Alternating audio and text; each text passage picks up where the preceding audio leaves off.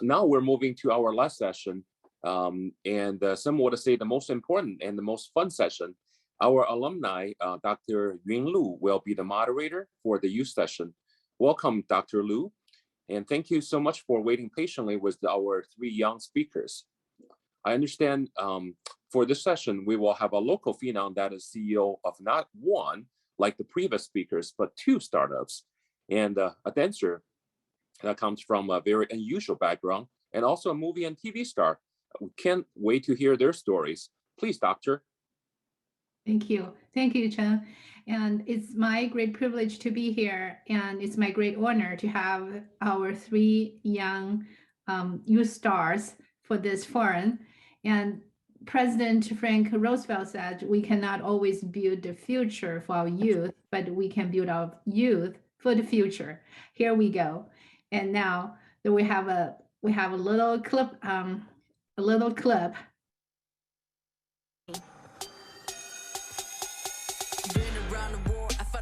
Life has taught us more, we're different more 也心被驯服的首领的盘子的头发都习惯被制服学习是为了了解世界 We are not dregs or rejects or stragglers.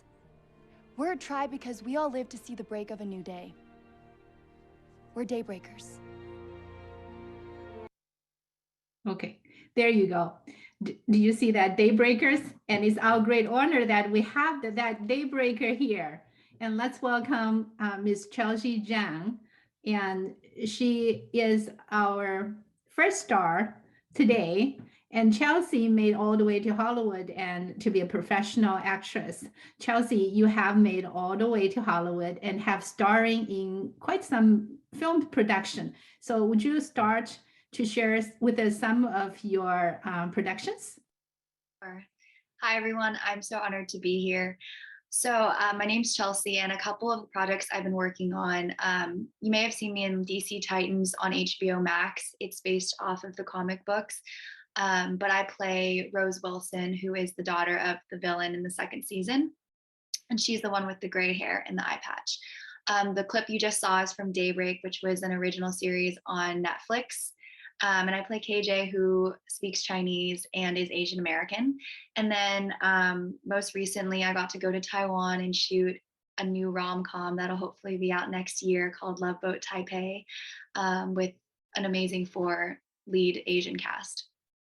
We cannot wait to see you are in that Love Boat Taipei.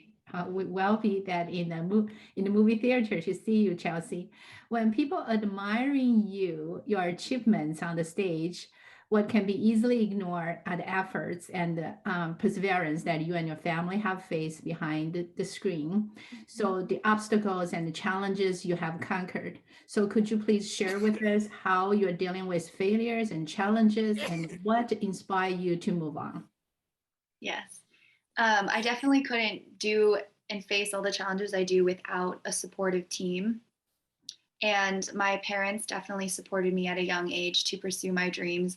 And I think their ability to allow me to fail and allow me to try things was such an American spirited opportunity.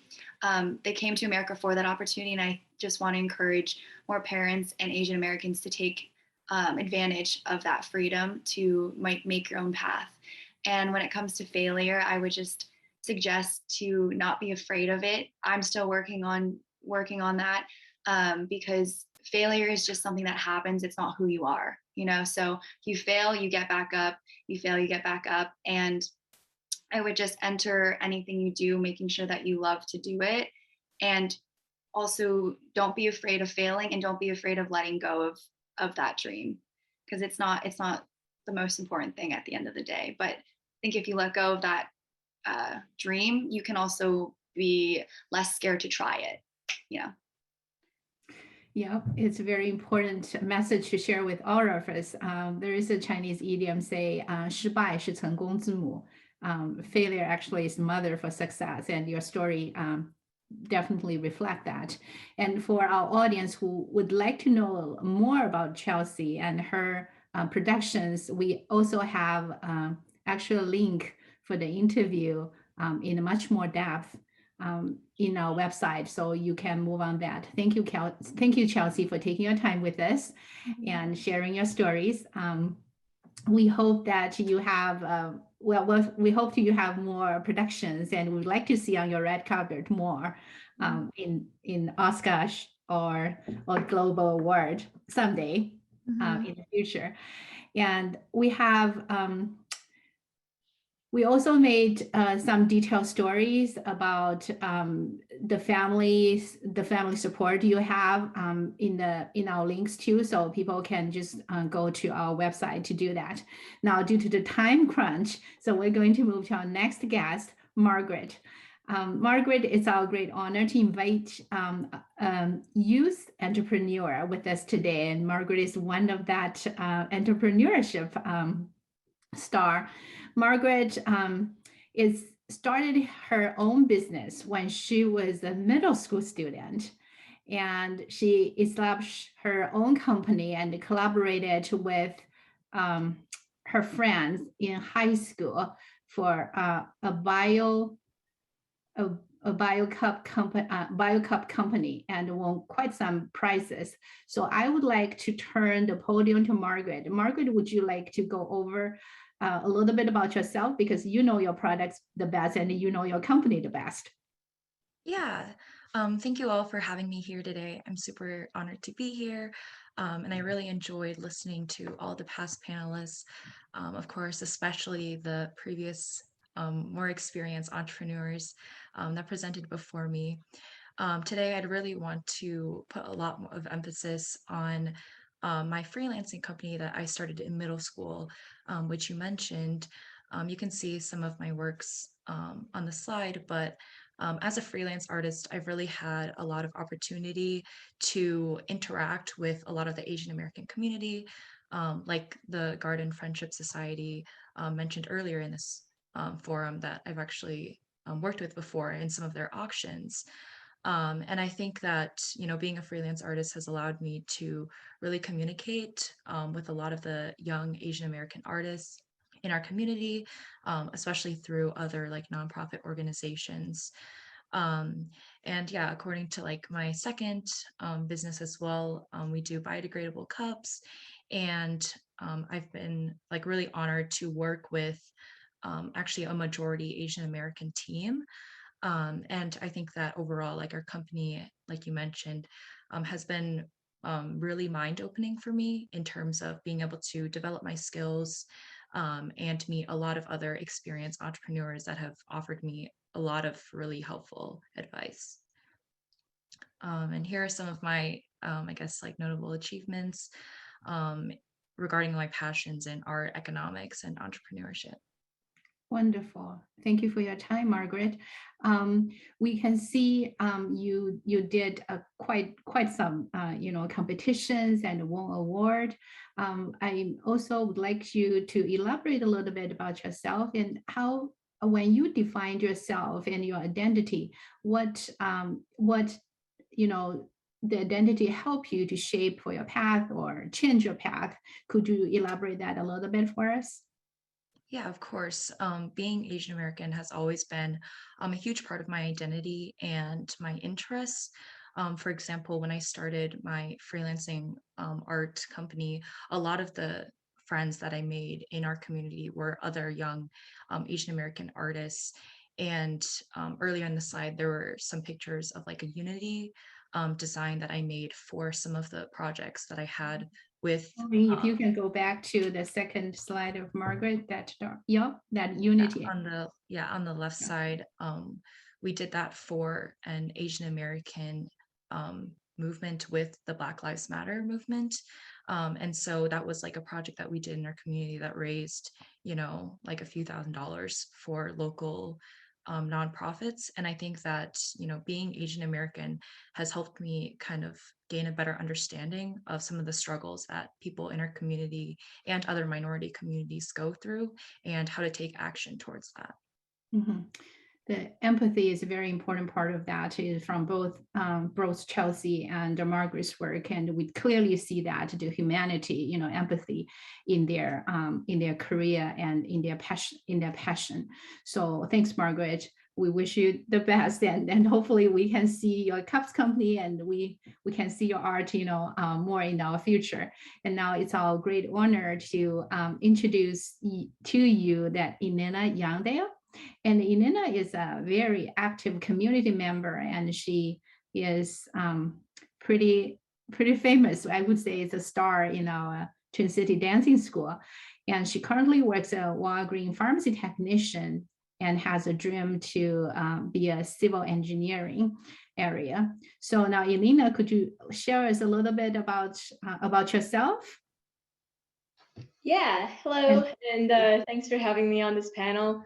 So a little bit about myself. I was born in China and adopted by Caucasian parents. I was brought over when I was a year old, and so I've been pretty much raised all my life in the Twin Cities. Besides that, I've got 2 siblings, both of them adopted. I am the middle sibling, so get a bit of the best of both worlds on that.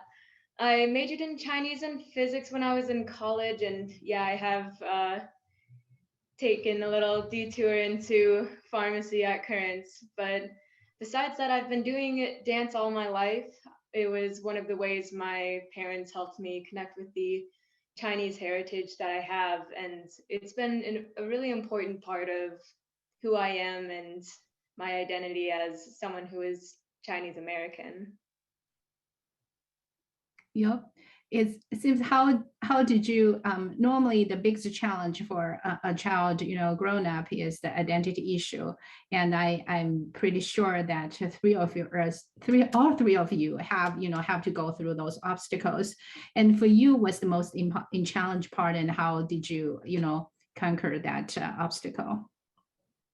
Yeah, so there wasn't exactly a moment per se of like when I conquered all of my identity issues. It's something that's still going on. I think about it quite often, but I guess when I was younger, it was more of a wondering if I belonged in the Chinese community, while also wondering if I belonged in the more Asian community. And I guess the way I've dealt with it most is through dance currently. It's a way of kind of merging my 2 identities and like sharing my Chinese identity with kind of the friends that I have who are not part of the Chinese community. It's a way of outreaching into cultural events, as well as well, I guess like cultural events and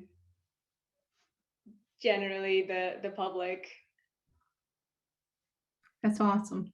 Thank you so much. And we are just fortunate to have all the 3 of you to represent our youth Asian American family. I believe there are a lot of more stories that we can share in our community, but due to the time pressure that we have made 3 YouTube links to all our 3 stars today. So you could, if you're interested, you can go to our website and listen to their story more in details. And the story, the most common things today by sharing is these stories. We just hope that the stories that we share today can be your resource of confidence and pride when you facing identity challenges. And this story belongs to American history, and it will shape our human history. I would like to wrap this up with Bruce Lee's quote, "Under the sky, under the heaven, there is but one family. It just so happens that humans are different," and end quote. It's just let us preparing our next generation for the loving and the peaceful future of our human society. Thank you again for our 3 honorable guests. It's a great privilege to have you, and wish you all have a very bright future and have a good impact to our community and our society and human history. Now, Chen, I will return the podium back to you. Thank you so much. Love the quote. Thank you so much, Dr. Lu, for hosting this session and sharing these wonderful stories. I think all 3 are great role models. Can't wait to learn more about them.